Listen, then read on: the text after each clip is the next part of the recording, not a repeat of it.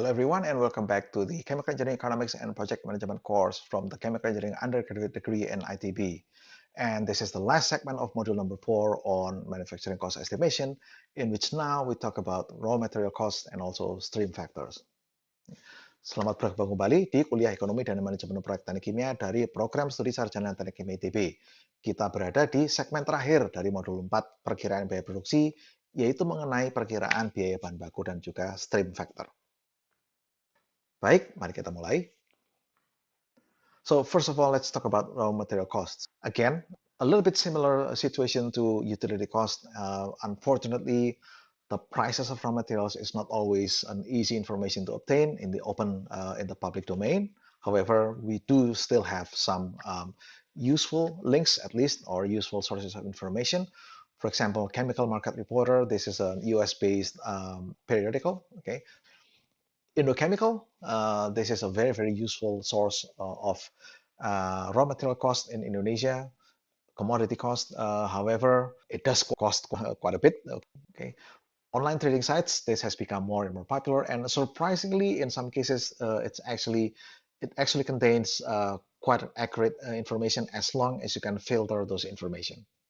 An example reference for raw materials cost can be found in this link. This is a link from Texas A&M University. Okay. Now, several key points that you need to consider when estimating the cost of raw materials. Process plant purchase raw materials in large order of magnitude, in large quantities. They always buy in bulk, in large volumes. Okay, so never ever use prices quoted for small quantity retail chemicals. Okay, especially analytical grade chemicals, right? So industrial chemicals or raw materials are often traded by short or long-term contracts, resulting in lower price than retail market. Again, chemical processing plants do not buy raw materials in retail market price usually, okay, because they have these deals or contracts with the suppliers of raw materials, so they typically get a lower price, right? For some products, a variety of grades are available for the raw materials, okay, with a range of purchase costs that can be quite wide. Maybe one raw material has 95% purity, the other one offers 97% purity, for example. The price difference as a function of purity can be very, very wide. So again, be careful, be really sure which grade that you require, right? Most process plants do not consume analytical grade materials. Okay, so you cannot really just look at Sigma Aldrich chemicals catalog and then multiply the prices with so and so tons per year, for example. You will end up with an amazingly inflated price. So cost of raw materials are often major contributors to the overall COM. If you look at the cost structures of chemical processing plants, more often than not, the number one contributor to COM is the cost of raw materials. Number two is usually utility or energy. So what is the consequence in terms of plan design or project planning, right? If you think about it just a few seconds, then hopefully you will immediately realize that if the contribution of cost of raw materials is high, then you better have a reasonably accurate information in terms of raw materials cost. Ya, baik. Jadi ini situasinya agak-agak mirip dengan apa namanya dengan biaya utilitas ya. Sayangnya memang informasi harga bahan-bahan baku atau komoditas kimia itu agak gelap gitu ya di Indonesia ya. Namun demikian masih tetap ada beberapa sumber informasi yang lumayan lah gitu ya. Kalau untuk harga di Amerika itu bisa menggunakan atau di dunia ya di negara-negara barat bisa menggunakan majalah berkala namanya Chemical Market Reporter. Oke. Kalau di Indonesia yang mirip barangkali namanya Indochemical. Sayangnya, Indochemical ini harganya sungguh-sungguh tidak murah. Jadi untuk berlangganan, biasanya yang mampu berlangganan adalah perusahaan-perusahaan atau instansi begitu ya. Oke, di Perpustakaan Teknik Kimia ITB kita memiliki beberapa edisi. Silakan manfaatkan itu baik-baik ya, Indochemical ini. Kemudian online trading sites, Alibaba.com dan kawan-kawan ya. Nah, ini surprisingly nampaknya semakin lama semakin lumayan kualitas informasinya ya.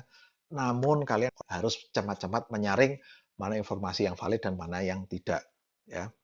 Contoh misalkan kalau mau mencari harga-harga komoditas kimia di Alibaba.com, pastikan yang kita gunakan sebagai referensi adalah yang berjualan pada volume besar, bukan yang pengecer berkuantitas kecil-kecil. Ini ada contoh link untuk referensi harga chemicals ya. Ini dari websitenya Texas A&M University. Silakan Anda follow sendiri. Ya. Kemudian beberapa hal yang harus dipertimbangkan dalam memperkirakan biaya bahan baku. Ya. Pabrik proses itu hampir selalu bisa dipastikan membeli bahan baku dalam kuantitas yang sangat besar. Jadi jangan pernah menggunakan harga yang dikutip untuk volume eceran kecil, nggak akan nyambung. Ya. Pabrik-pabrik ini pasti mempunyai perjanjian pemasokan bahan baku dengan supplier ya. Bisa perjanjian jangka pendek atau jangka panjang, apapun itu, perjanjian-perjanjian itu biasanya berdampak pada harga yang lebih rendah daripada harga pasaran eceran. Kemudian untuk produk-produk atau bahan-bahan baku tertentu ya, mereka tersedia pada kualitas atau grade yang beragam. Ya, mungkin ada yang tersedia pada kemurnian 95%, ada yang 97% gitu ya. Nah, ini harganya bisa bervariasi sangat besar. Ya. Jadi Anda harus betul-betul tahu ya, yang diperlukan pabrik Anda itu yang grade seberapa. Nah, tentu saja konyol kalau kita menggunakan yang grade analitik ya. Bahan-bahan kimia yang menggunakan grade yang dipasarkan, misalkan Anda melihat katalognya Sigma Aldrich gitu ya. Nah, jangan harga itu yang dipakai ya. Karena itu adalah harga bukan hanya harga eceran, tetapi itu adalah harga bahan-bahan baku yang grade-nya adalah grade analitik ya. Oke, jadi sekali lagi harus betul-betul diperhitungkan kemurnian seperti apa yang diperlukan oleh pabrik Anda. Nah, masalahnya adalah biaya bahan baku ini hampir selalu menjadi kontributor nomor satu dalam struktur biaya operasi pabrik. Capex cost structure. Biasanya nomor satu adalah cost of raw material, nomor dua adalah cost of utility atau cost of energy. Ya, dampaknya kalau Anda pikirkan sejenak saja, karena pengaruhnya besar sekali terhadap cost of manufacturing secara keseluruhan, sebaiknya raw material ini Anda punya estimasi harga yang cukup akurat. Kalau enggak, perhitungan cash flow perusahaan akan meleset jauh. Next, about plant stream factors or on-site efficiency. Okay. Now, even though I mentioned in the previous segment that we expect or we want to be able to operate chemical processing plants 24/7, 365, but even the most reliable chemical plants cannot operate 365 days per year uninterrupted. Okay. So they will always have a degree of downtime. Okay, meaning the period of time in which a process plant does not produce. Downtime may include unscheduled shutdown and scheduled shutdown, USSD and SSD. Of course, as plant operators, we want to minimize unscheduled shutdown. Scheduled shutdown is normal, but unscheduled shutdown, we need to avoid that as much as possible. A stream factor is defined as the number of actual operating days per year divided by 365. Now, typically, when we do our plant design project, the number of actual operating days per year, usually we take it to be 330. Okay, 300 is too low. Okay, it means that your plant breaks down frequently. Okay, so usually it's 330 or maybe 350, something like that. What do we use this stream factor for? It is used to correct the annual utility and raw materials cost. Okay, so please examine example 8.8 in Thornton's book. Now, just to give you a visual example, on the right-hand side, this is a annual maintenance being done on a sugar mill in Java. Now, let's do this for fun, okay? What is roughly the stream factor of most sugar mills in Indonesia? We'll come back to this in a few minutes, okay? Baik, jadi yang berikutnya adalah mengenai besaran plant stream factor, ya, atau bisa disebut juga sebagai OC, on-site efficiency, ya. Nah, tentu saja meskipun di segmen sebelumnya saya mengatakan bahwa secara ideal kita ingin pabrik kimia itu beroperasi secara 24/7, 365 ya, non-stop sepanjang hari, sepanjang minggu, sepanjang tahun, tapi nggak mungkin. Kenyataannya bahkan pabrik kimia yang paling handal pun pasti akan ada downtime-nya ya. Di mana downtime itu maksudnya periode waktu di mana mereka tidak beroperasi. Downtime ini bisa diakibatkan oleh kejadian unscheduled shutdown, jadi shutdown yang tidak terjadwal, dan shutdown yang terjadwal atau scheduled shutdown. Scheduled shutdown itu sesuatu yang biasa, yang rutin dilakukan untuk kepentingan perawatan pabrik. Ya, istilah lainnya adalah turnaround atau TA kalau di pabrik. Sementara unscheduled shutdown adalah kejadian-kejadian darurat yang tentu saja kita ingin minimize sejauh mungkin. Nah, besaran stream factor itu didefinisikan sebagai jumlah hari operasi aktual per tahun, ya. Jadi 365 minus downtime, atau ada orang yang menyebutkan sebagai uptime, ya, dibagi 365. Stream factor ini kemudian kita kalikan dengan biaya utilitas dan biaya bahan baku tahunan untuk mengoreksi, karena lagi-lagi pabrik tidak mungkin beroperasi 365 hari per tahun. Nah, ini sebagai selingan saja ya. Di sebelah kanannya adalah foto dari pekerjaan perawatan tahunan dalam satu pabrik gula di Pulau Jawa. Ya, nah mungkin ada yang bisa menebak berapa kira-kira kasarnya ya stream factor dari pabrik-pabrik gula yang ada di Indonesia. Nah, ini akan kita bahas di kelas. Okay, the last one is working capital, right? And this one is not this is not included in Turton's book. This was taken from several other references. Okay, but I'm discussing it here because it is part of actually this is interesting. Okay, so working capital is a sum of money that represents a company's ability to pay its current liabilities with its current assets.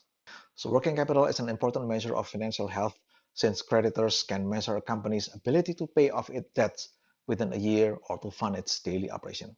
Working capital is a capital. Right? However, it is calculated on the basis of operating expenses. Okay, so this is some accounting terms here, assets and liabilities. Okay, current assets are what a company currently owns, okay, both tangible and intangible, that the company can easily turn into cash within 1 year or one business cycle. Liabilities include all the debts and expenses the company is expected to pay within the year or one business cycle. So these liabilities typically includes all of the normal OPEX, rents, utilities, materials and supplies, interest or principal payments on debt, and so on. As a form of capital, working capital has to be available at the start of the project and must not be depleted over the life of the project. Okay, so basically, working capital is the amount of money that is used to pay all of the company's liabilities. Okay, buying raw materials, paying their labor, okay, doing their research and development, paying off their debts, and so on and so forth. Okay, for a certain period of time. So typically, this period of time is called a business cycle. It is an amount of money that has to be kept in the company's cash reserves, okay, for a period of one business cycle. Working capital is not depreciable. So at the end of the project, it has to be recovered at its initial amount.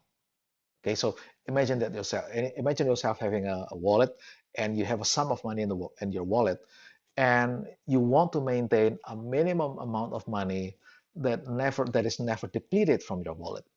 Let's say that your wallet now contains 300,000 rupiah, for example.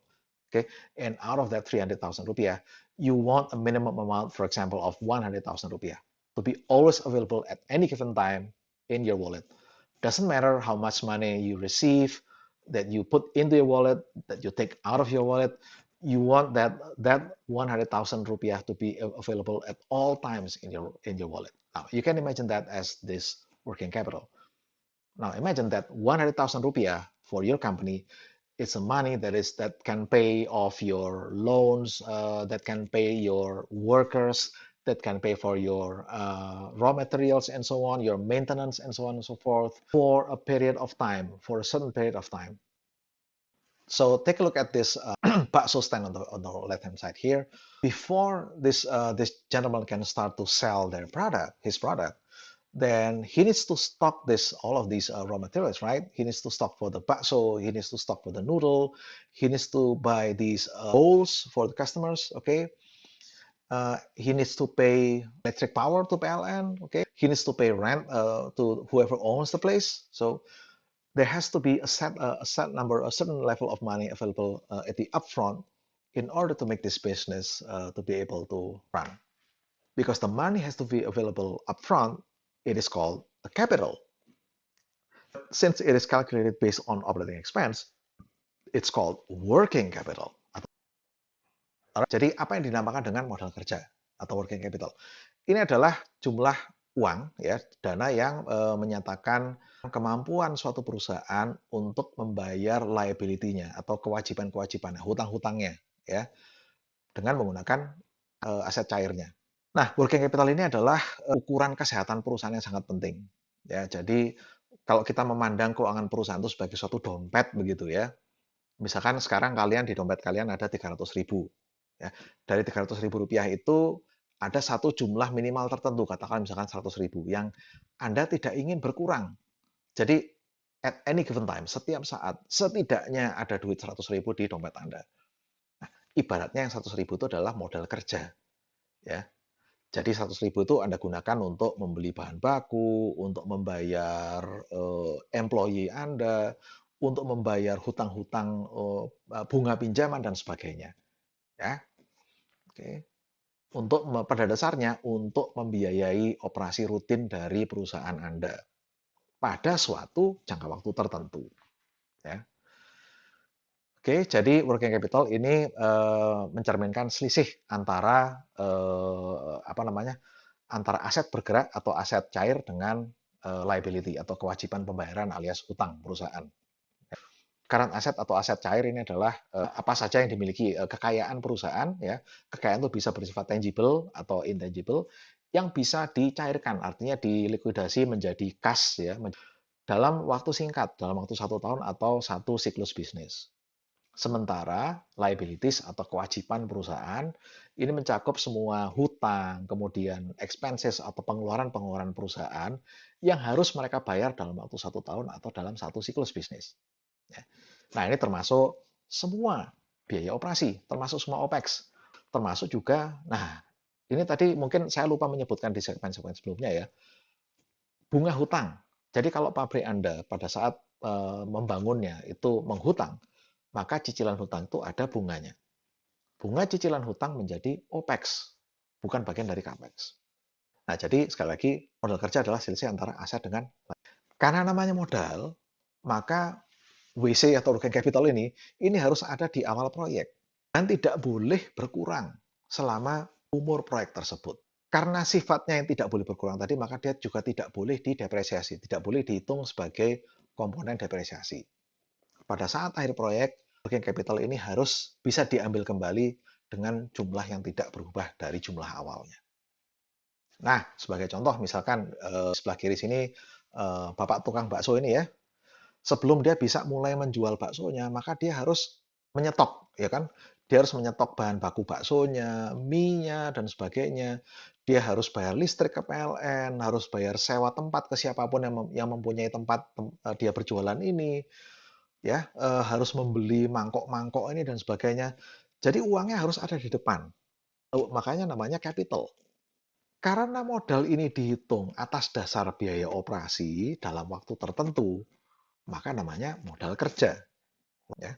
Sekali lagi, working capital dihitungnya dari biaya operasi untuk suatu periode tertentu, biasanya dalam satu business cycle.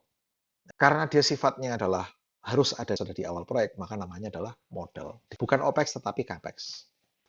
Alright, so this is the end of this segment and we'll see you on the next one. Ya, ini adalah akhir dari segmen kita kali ini dan kita akan berjumpa di segmen berikutnya. Terima kasih atas perhatian Anda.